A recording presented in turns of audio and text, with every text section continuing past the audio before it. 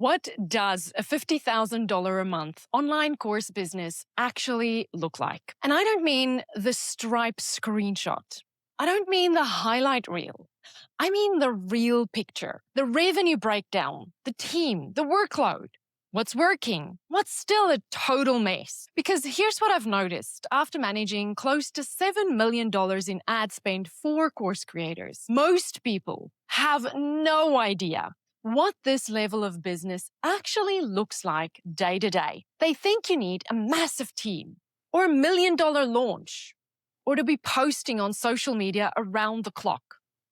And none of that is true. So in today's episode, I'm pulling back the curtain on 3 real businesses making $50K a month. One of them is mine. I'm going to show you what the revenue mix looked like, what the team looked like, what was working, and maybe more importantly, what still wasn't figured out.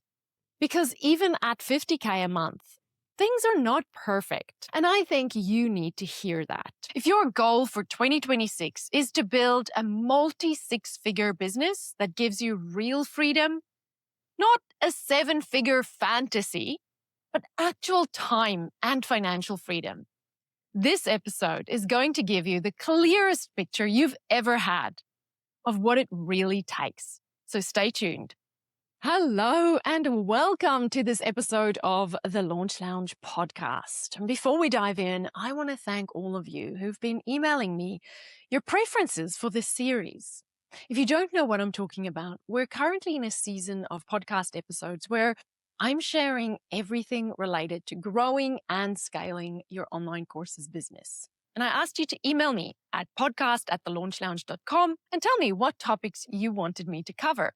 And I gave you a short list of ideas I thought you'd be interested in. And almost every single email confirmed something I suspected, but didn't have much proof of until now.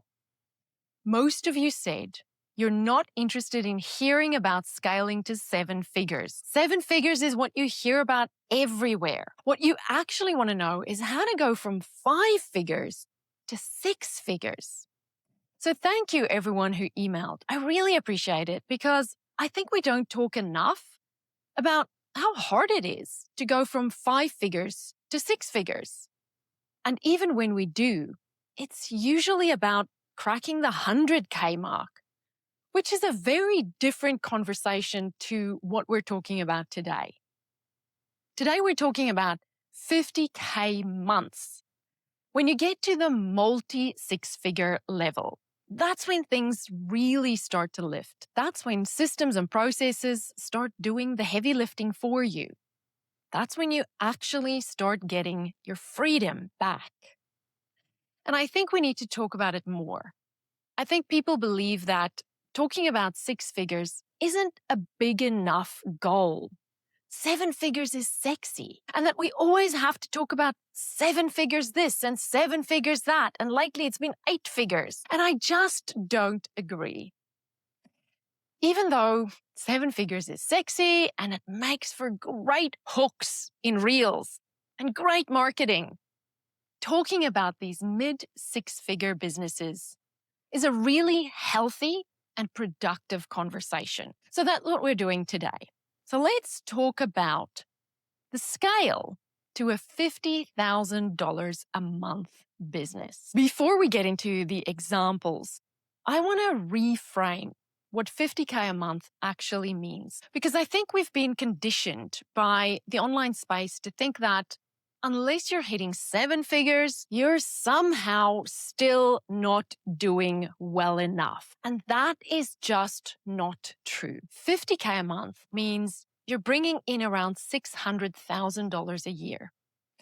That's enough to pay yourself a really great salary. It's enough to hire the right support. It's enough to invest back into your business, into ads, into systems, into people who take things off your plate. And most importantly, it's enough to buy back your time. This is the level where I see course creators starting to breathe.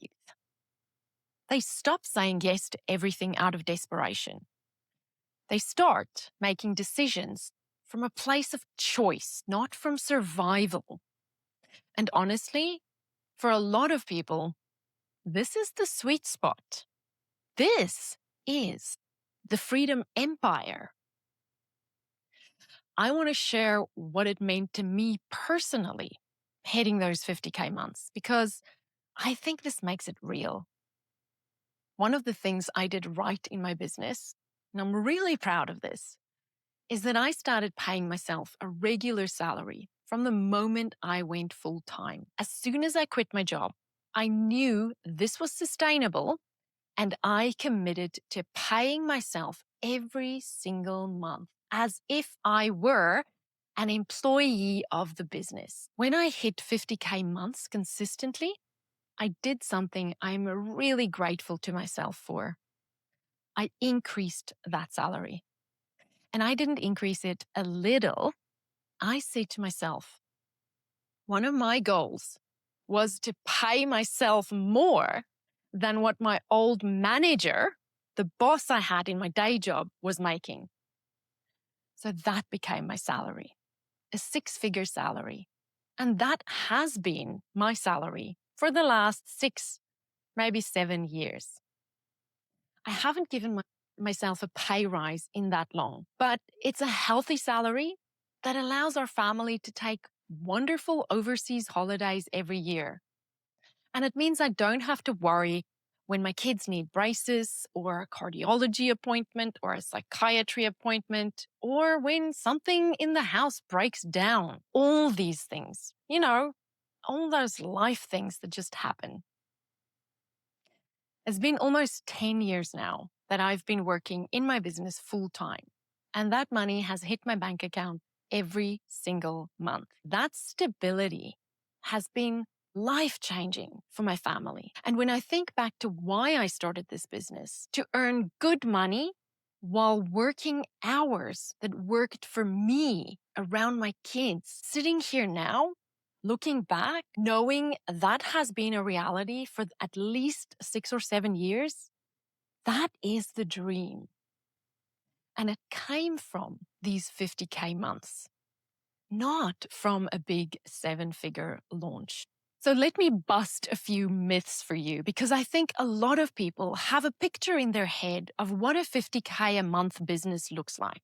And it's usually wrong. It is not posting on social media 24/7. The businesses I see at this level are not the ones pumping out 3 reels a day. They have a traffic system. Usually ads are involved. And that system is doing a lot of the heavy lifting. They're not dependent on going viral. They batch things. The second myth is they're not launching every 6 weeks until they burn out. Some of these businesses launch 2 or 3 times a year, max. Some have moved to evergreen. And ones who are still launching constantly, they're usually on the path to burnout. And that's one of the things they haven't figured out yet. Myth number 3 is it's not having a massive team.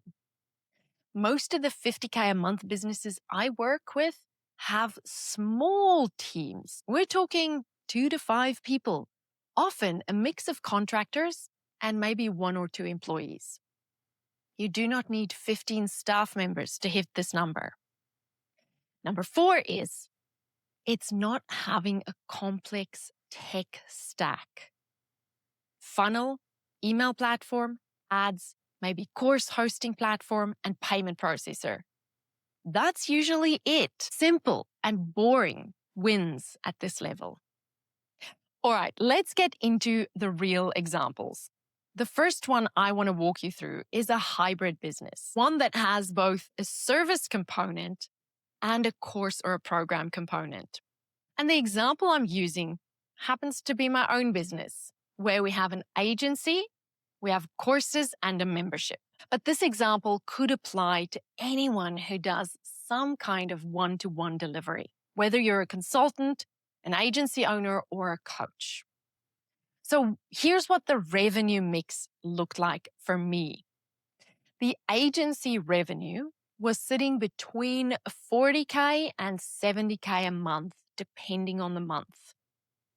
I did 4 live launches of my foundational ads course, A-Lister, that year. The The best launch brought in $50,000 and the worst one brought in $24,000. And then there was the Launch Lounge membership, where there were about 5 months where the membership only brought in around $2K. And then there were a few months where it brought in about $1K a month. And this is what the team looked like. At that time, I had 2 people working full-time in the agency with me, Caroline and Hannah. You've heard me talk about them. They're my ride or dies in the agency. I also had a full-time integrator whom I hired through an agency. I had a copywriter working part-time as a contractor, a graphic designer, and that year I also hired a marketing assistant who worked full-time. Here's what I was no longer doing: project management, logistics, writing everything and designing everything in Canva, scheduling anything, managing Monday boards, or answering customer service emails.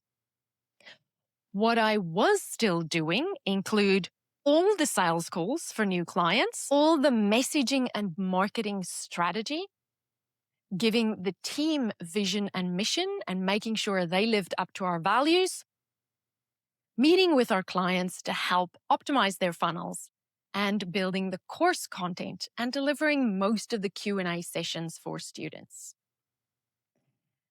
What did we do well? We had sales processes in place for the agency that worked. We had an email list that was about 10,000 plus, and they were getting valuable emails every single week. We had the podcast to help us build relationships with our audience. We had good launch plans written down that the team could follow, implement, and rinse and repeat. And we had good customer service. But here's what I hadn't figured out yet. I had not yet figured out how to step out of the nitty-gritty and trust the team to implement things without my constant oversight. That meant that I was perpetually overwhelmed and felt pulled in 1,000 different directions. I had not yet learned how to be a leader to a team. And when I hired 5 more people the following year, I burnt out. I also hadn't learned how to say no to clients that were not a good match for us. So my poor team had to endure dealing with some clients who were, well, let's just say not very nice, which led to a lot of hard conversations I had to have. That was not good for my nervous system. The second example is a membership model. Someone who built recurring revenue through a monthly or annual membership. This is Jennifer's business. We worked together in 2019, and I'll share what her business looked like at the time. Her niche was social media marketing. She had 2 different memberships. One was more for crafters. This was her older business that she started before she did social media marketing. And she was just maintaining this one. And one was the newer one, was generating a solid multi-6-figure income. She had a lovely story about how her business allowed her husband to retire. And she also hosted a live event once a year. Here's what the numbers looked like. Each time she launched her main membership, which was priced around $97 a month, she'd make about $40K that month in annual membership fees and add roughly $4K to her monthly recurring revenue. I don't know exactly what her churn rate was, so I can't say how much that $4K per month grew or how many members she lost each month. But she launched 4 to 5 times a year with big live launches, so this was a healthy income. She also had a smaller crafters membership priced at $27 a month. And I don't remember exactly how much she made on that one, but I know it wasn't her biggest revenue source, and she was keeping it because she felt that she'd disappoint people if she closed it. It's never a good idea to keep anything. Her big live event made a loss every year on the event itself, but she was able to recoup the money and almost break even by promoting her membership right after the event. Her launch funnel was a simple webinar for the big card open launches. But what she did really well was run little flash sales in between the big launches to keep revenue flowing. She's the person who taught me that you can launch on Thanksgiving and on New Year's Eve if you put a theme to a flash sale. Because your audience is probably hiding in the bathroom, scrolling on their phones, and they're likely to buy. She cleaned up on those Thanksgiving and New Year's Eve flash sales, and I love it. She also maintained a constant organic presence online and had built a really committed, warm audience on Instagram. She had a healthy email list and some good affiliates she could rely on for her live launches to help bring in revenue. But here's what she hadn't figured out yet. She only had one team member, and this poor girl was working 70 hours a week and always on the edge of a nervous breakdown. Also, Jennifer was a bit, she was a lot ADHD. So she chopped and changed things last minute and wasn't very strategic in her approach to growth. Everything was a bit last minute. But her audience didn't seem to mind or pick up on it. I think her VA left soon after we stopped working together. What I want you to learn from her is that the times you think might be terrible for launching might actually be your best times.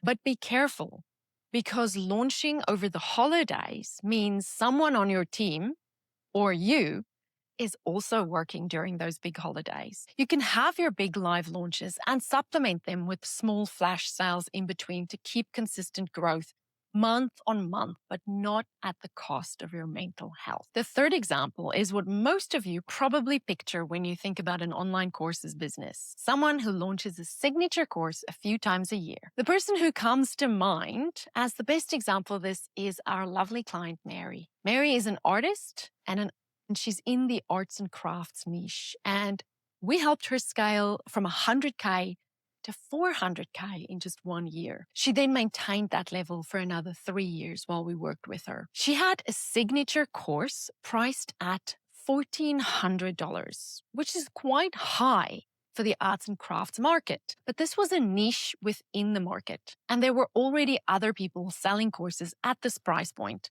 So we knew the market was willing to pay. She launched 4 times a year using a Jeff Walker video series style launch.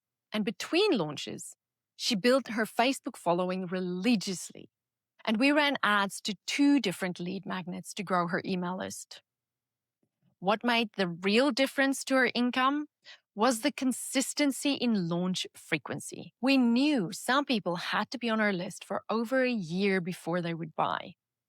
They went through her launch funnel more than once before they made the purchase. She didn't panic when one launch was smaller. She trusted the process. When she introduced a higher level mastermind offer, that became another big growth milestone for her. Here's what her funnel looked like.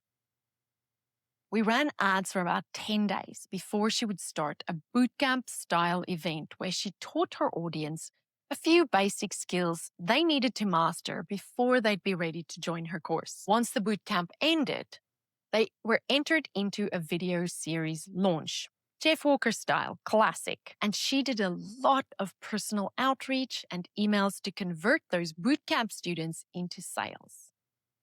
Her mastermind was only available to the alumni of the course, so she would fill the mastermind each year from the students of the previous year. And here's what she did really well.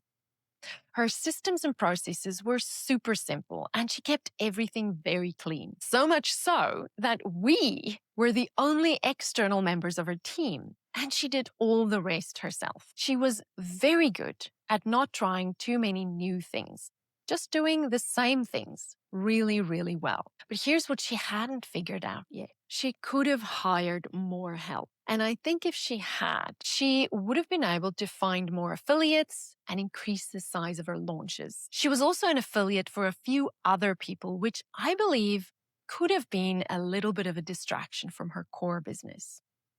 So here's your key takeaways from this business. You don't need a big team to run a multi-six-figure business. You can keep it simple and keep it repetitive. And that can give you a lot of freedom.